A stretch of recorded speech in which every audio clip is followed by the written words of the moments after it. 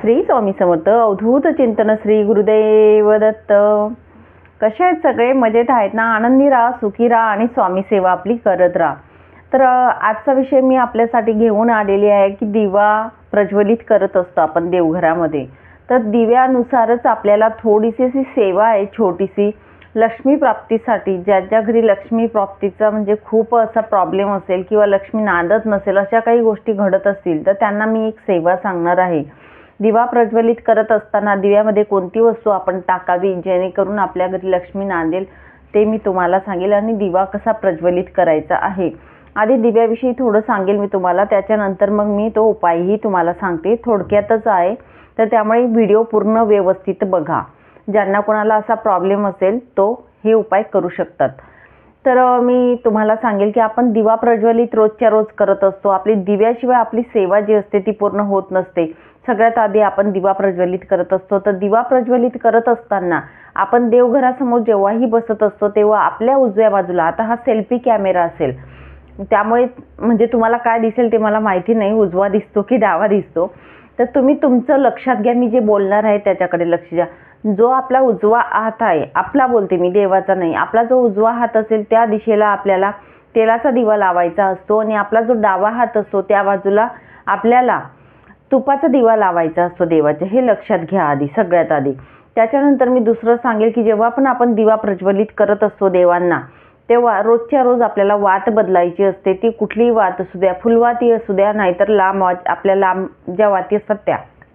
हा रोजचा नित्य नियम घ्यायचा आहे आपल्याला. त्याच्यानंतर सांगेल दिवा जो असतो दिवाच्या खाली आसन ठेवणं हे खूप आवश्यक असतं. दिवाच्या खाली आसन रोजच्या रोज आपल्याला ठेवायचंच आहे. अगदी थोडे तांदूळ घ्या एका डिशमध्ये आणि आसन ठेवायचं आहे. डायरेक्ट पृथ्वीवर आपण दिवा ठेवत नाही, हे एकदम म्हणजे एक नियमच आहे दिव्याचा, नाहीतर आपली सेवा जी असते ती फलित जात नसते. मग त्यामुळे आपण तो दिव्याला रोजच्या रोज जे असतं, रोजचा जो दिवा प्रज्वलित करतो त्यालाही आसन असणं आवश्यक आहे. ते जे तांदूळ असतात आपण ते तांदूळ काही दिवसानंतर आपण चेंज करून टाका. ते तांदूळ आपण पक्ष्यांना खाऊ घालू शकतात आणि नंतर चेंज करून आपण दुसरे तांदूळ आपण आसनासाठी ठेवू शकतो डिशमध्ये. तर अशा प्रकारे आपल्याला दिवा प्रज्वलित करायचा आहे रोजच्या रोज. तुम्ही सकाळी सेवा करा नाही तर संध्याकाळी करा तरीही चालेल, काहीही हरकत नाही. केव्हाही एक वेळेस आपण ही सेवा करू शकतात एका दिवसाला. मासिक धर्म आला तुम्ही स्किप करू शकतात, कुठे गावी गेलात सेवा स्किप करू शकता. आता किती दिवस सेवा करायची ताई? काही नाही, आपल्याला जोपर्यंत रिझल्ट लागत नाही आपला किंवा आपल्याला वाटत नाही तोपर्यंत आपण ही सेवा करू शकतो.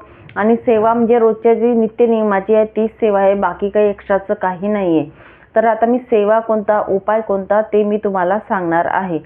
तर आपला जो दिवा आहे किंवा वात आहे, दिव्याची वात जी आहे ती मात्र आपल्याला ती सांगेल आधी तुम्हाला. वरती जी मध्यभागी वात असते ती ब्रह्मांडाकडे असते, त्यामुळे तिचं काही प्रश्न नाही आहे. पण जी वात असते आपली, जो एका साईडला दिवा असतो त्याची वात नेहमी आपली कोणत्याही दिशेला कर, आपण दक्षिण दिशा सोडून आपल्याला वात ठेवायची असते. दक्षिण दिशेला वात फक्त आपण पितरांची जेव्हा सेवा करत असतो तेव्हा करत असतो, त्यामुळे दक्षिणेला वात ठेवू नका, हे लक्षात घ्या. आपण जेव्हा आपण दिवा हात लावणार आहोत तर दिवा लावताना आपल्याला जी मौली असते बघा, लाल पिवळ्या कलरची मौली मिळते अशा प्रकारे, ठीक आहे. ही मौली आपल्याला 2 प्रकारची सिंगल मिळेल, तिचा डबल धागा घ्यायचा आहे. डबल धागा घेऊन आपल्याला 2 जोड वाती म्हणून अशा वाती बनवायच्या आहेत. त्या वाती छोट्या छोट्या आपल्या दिव्यात जशा आपल्या नेहमीच्या वाती असतात तशा प्रकारे वात बनवायच्या आहेत. 2 जोड वाती घेऊन दिव्यामध्ये लावायच्या आहेत. तुम्ही तेलाचा लावा, तुपाचा लावला अगदी तरीही चालेल. मी बोलेल तुपाचा लावला तर अतिउत्तम, पण तेलाचा लावला तरीही चालेल, काही प्रॉब्लेम नाही. ज्याच्या त्याच्या परिस्थितीनुसार असतं शेवटी. तर ही आपल्याला मौलीचीच वात घ्यायची. जो लक्ष्मी प्राप्तीसाठी उपाय बोलते मी आता तो सांगते आहे. मौलीची जोड वात घ्या, दिवा प्रज्वलित करा. प्रज्वलित केल्यानंतर दिव्यामध्ये आपल्याला 2 विलायची असते बघा. ही विलायची माहिती आपल्या सगळ्यांनाच विलायची माहिती आहे.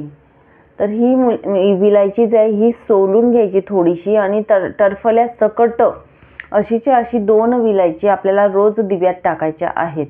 हा उपाय आपल्याला करायचा आहे. हा उपाय आपण कितीही दिवस आपल्याला जोपर्यंत फरक जाणवत नाही तोपर्यंत करू शकतो. आपण जेव्हा दिवा प्रज्वलित करतो रोजच्या रोज तेव्हा आपल्याला ही सेवा जी आहे, हा जो उपाय आहे तो करायचा आहे. आपण दिवा प्रज्वलित केल्यानंतर मात्र आपल्याला महालक्ष्मी चालीसा, लक्ष्मी चालीसा जी आहे तर छोटंसं पुस्तक मिळून जाईल आपल्याला.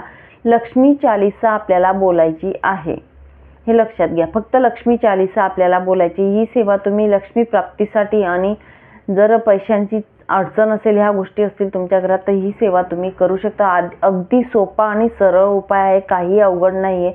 फक्त लक्ष्मी चालीसा तुम्हाला ही सेवा चालू करायची आहे, बाकी काही नाही. दिवा आपण जो रोज लावतो तोच लावायचा आहे. कापसाची वात न वापरता मौलीची वात वापरायची आहे आणि 2 वेलदोडे टाकायचे आहेत. दुसऱ्या दिवशी आपण हे वेलदोडे काढून घ्यायचे आहेत. दुसऱ्या दिवशी दुसरे वेलदोडे टाकायचे आहेत. वात पण चेंज करायची. दुसरा मौलीचा धागा घेऊन दुसरी वात लावायची आहे. वाती सांभाळून ठेवायच्या आहेत. 1 महिन्याच्या, 1.5 महिन्याच्या अशी वाती व्यवस्थित सांभाळून ठेवायच्या.